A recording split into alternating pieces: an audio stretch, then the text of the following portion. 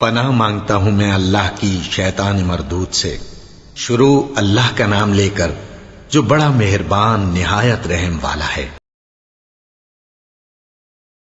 انس بن مالک رضی اللہ عنہ نے بیان کیا کہ نبی کریم صلی اللہ علیہ وسلم نے فرمایا، جب رات کا کھانا سامنے رکھ دیا گیا ہو اور نماز بھی کھڑی ہو گئی ہو تو پہلے کھانا کھاؤ۔ اور ایوب سے روایت ہے، ان سے نافع نے، ان سے حضرت ابن عمر رضی اللہ عنہ نے، اور ان سے نبی کریم صلی اللہ علیہ وسلم نے اسی کے مطابق۔ صحیح بخاری حدیث نمبر 5463۔ اور ایوب سے روایت ہے، ان سے نافع نے کہ حضرت ابن عمر رضی اللہ عنہ نے ایک مرتبہ رات کا کھانا کھایا اور اس وقت آپ امام کی قرأت سن رہے تھے۔ صحیح بخاری حدیث نمبر 5464۔ سفیان نے بیان کیا، ان سے ہشام بن عروہ نے، ان سے ان کے والد نے، اور ان سے حضرت عائشہ رضی اللہ عنہا نے کہ نبی کریم صلی اللہ علیہ وسلم نے فرمایا، جب نماز کھڑی ہو چکے اور رات کا کھانا بھی سامنے ہو تو کھانا کھاؤ۔ وہیب اور یحییٰ بن سعید نے بیان کیا، ان سے ہشام نے کہ جب رات کا کھانا رکھا جا چکے۔ صحیح بخاری حدیث نمبر 5465۔ انس رضی اللہ عنہ نے بیان کیا کہ میں پردے کے حکم کے بارے میں زیادہ جانتا ہوں۔ ابی بن کعب رضی اللہ عنہ بھی مجھ سے اس کے بارے میں پوچھا کرتے تھے۔ زینب بنت حجش رضی اللہ عنہا سے رسول اللہ صلی اللہ علیہ وسلم کی شادی کا موقع تھا۔ حضرت صلی اللہ علیہ وسلم نے ان سے نکاح مدینہ منورہ میں کیا تھا۔ دن چڑھنے کے بعد حضور صلی اللہ علیہ وسلم نے لوگوں کی کھانے کی دعوت کی تھی۔ آپ بیٹھے ہوئے تھے اور آپ کے ساتھ بعض اور صحابہ بھی بیٹھے ہوئے تھے۔ اس وقت تک دوسرے لوگ کھانے سے فارغ ہو کر جا چکے تھے۔ آخر آپ بھی کھڑے ہو گئے اور چلتے رہے، میں بھی آپ کے ساتھ چلتا رہا۔ آپ عائشہ رضی اللہ عنہا کے حجرے پر پہنچے، پھر آپ نے خیال کیا کہ وہ لوگ بھی جو کھانے کے بعد گھر میں بیٹھے رہ گئے تھے جا چکے ہوں گے، اس لیے آپ واپس تشریف لائے۔ میں بھی آپ کے ساتھ واپس آیا، لیکن وہ لوگ اب بھی اسی جگہ بیٹھے ہوئے تھے۔ آپ پھر واپس آ گئے، میں بھی آپ کے ساتھ دوبارہ واپس آیا۔ آپ عائشہ رضی اللہ عنہا کے حجرے پر پہنچے، پھر آپ وہاں سے واپس ہوئے، میں بھی آپ کے ساتھ تھا۔ اب وہ لوگ جا چکے تھے۔ اس کے بعد حضرت صلی اللہ علیہ وسلم نے اپنے اور میرے درمیان پردہ لٹکایا اور پردے کی آیت نازل ہوئی۔ صحیح بخاری حدیث نمبر 5466۔ ابو موسیٰ رضی اللہ عنہ نے بیان کیا کہ میرے یہاں ایک لڑکا پیدا ہوا تو میں اسے لے کر نبی کریم صلی اللہ علیہ وسلم کی خدمت میں حاضر ہوا۔ حضرت صلی اللہ علیہ وسلم نے اس کا نام ابراہیم رکھا اور کھجور کو اپنے دندان مبارک سے نرم کر کے اسے چٹایا اور اس کے لیے برکت کی دعا کی، پھر مجھے دے دیا۔ یہ ابو موسیٰ رضی اللہ عنہ کے سب سے بڑے لڑکے تھے۔ صحیح بخاری حدیث نمبر 5467۔ حضرت عائشہ رضی اللہ عنہا نے بیان کیا کہ نبی کریم صلی اللہ علیہ وسلم کی خدمت میں ایک نومولود بچہ لایا گیا تاکہ آپ اس کی تحنیک کر دیں۔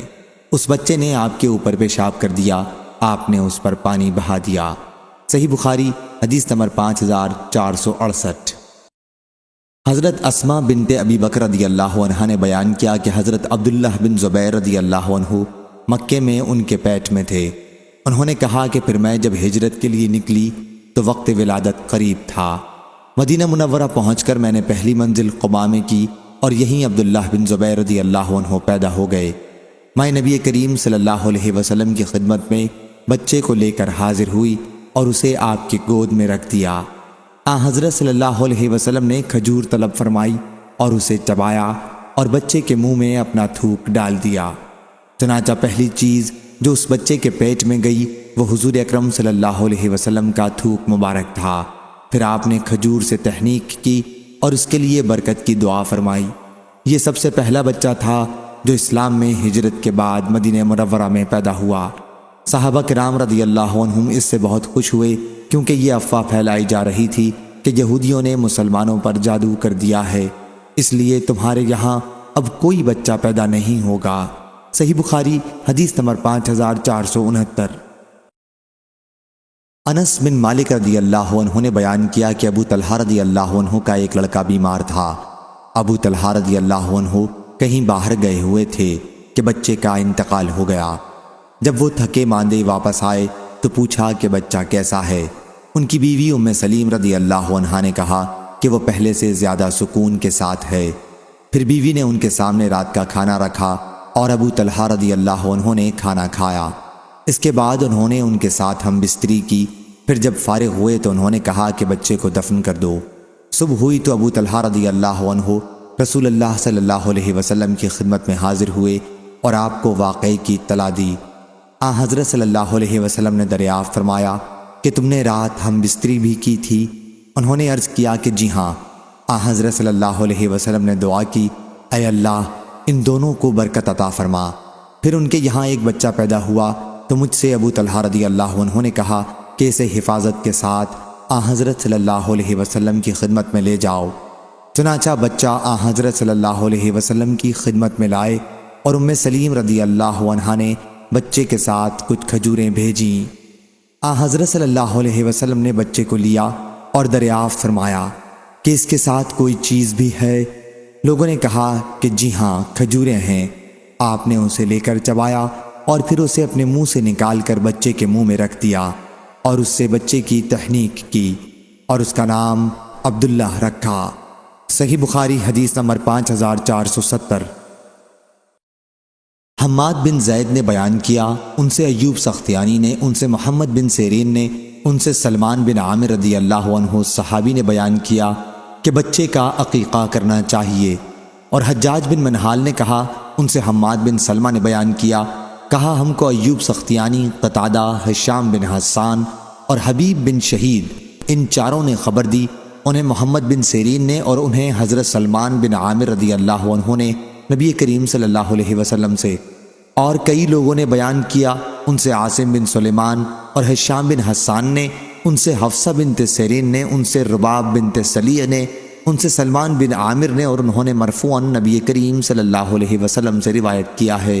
اور اس کی روایت یزید بن ابراہیم تستری نے کی، ان سے محمد بن سیرین نے، اور ان سے حضرت سلمان بن عامر رضی اللہ عنہ نے اپنا قول مرفوعاً غیر مرفوع ذکر کیا۔ صحیح بخاری حدیث نمبر 5471۔ حضرت سلمان بن عامر ضبی رضی اللہ عنہ نے بیان کیا کہ میں نے رسول کریم صلی اللہ علیہ وسلم سے سنا، آپ نے فرمایا کہ لڑکے کے ساتھ اس کا عقیقہ لگا ہوا ہے، اس لیے اس کی طرف سے جانور ذبح کرو اور اس سے بال دور کرو، سر منڈا دو یا ختنہ کرو۔ صحیح بخاری حدیث نمبر 5472۔ ظاہری نے خبر دی، انہیں ابن مسیب نے اور انہیں حضرت ابو ہریرہ رضی اللہ عنہ نے، کہ نبی کریم صلی اللہ علیہ وسلم نے فرمایا، اسلام میں فرا اور عطیرہ نہیں ہے۔ فرا اونٹنی کے سب سے پہلے بچے کو کہتے تھے جسے جاہلیت میں لوگ اپنے بتوں کے لیے ذبح کرتے تھے، اور عطیرہ کو رجب میں ذبح کیا جاتا تھا۔ صحیح بخاری حدیث نمبر 5473۔ سعید بن مسیب نے بیان کیا اور ان سے حضرت ابو ہریرہ رضی اللہ عنہ نے کہ نبی کریم صلی اللہ علیہ وسلم نے فرمایا، فرا اور عطیرہ اسلام میں نہیں ہے۔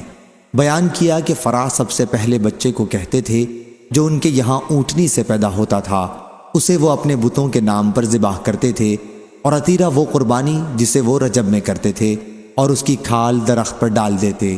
صحیح بخاری حدیث نمبر 5474۔